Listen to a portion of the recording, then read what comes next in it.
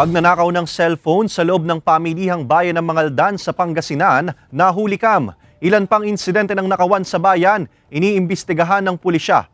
Nakaalerto si Russell Simorio ng GMA Regional TV 1 North Central Luzon.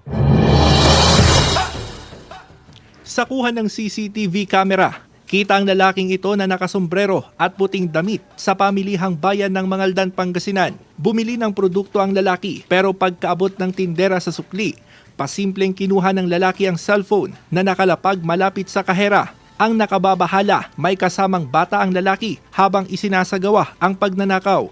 Ayon sa Market Division, dati nang may mga insidente ng nakawan sa palengke. Medyo mayroon din po nangyayaring ganun na nakawan.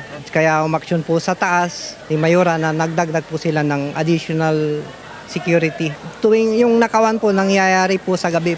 Samantala, sa pulsa CCTV, ang pagtakas ng isang rider na nagnakaw ng ilang panabong na manok sa barangay ni Baliw. Ilan pang insidente ng nakawan ng hayop ang iniimbestigahan ng pulisya. Mag-ingat-ingat po tayo, yung mga personal belongings, yung mga mahalagang belongings po natin, ilagay po natin sa safe.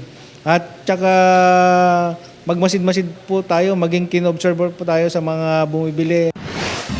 Huling-huli sa CCTV ang ginawang pagnanakaw sa isang tindahan sa Lawag City. Makikita ang pagpasok ng lalaki na nagpanggap na bibili ng inumin. Mabilis na tinangay ng lalaki ang bag sa ilalim ng mesa saka kumaripas ng takbo. Ayon sa may-ari ng bag, mahigit 5,000 pesos ang laman ng bag na pambili sana ng gamot. Ken cellphone nga yung 30,000 nga pag-message ko nga takwada no dumawal tagkwarta. Natakaw pa eh. Mula sa GMA Regional TV 1 North Central Luzon, Russell Simorio nagbabalita para sa GMA Integrated News.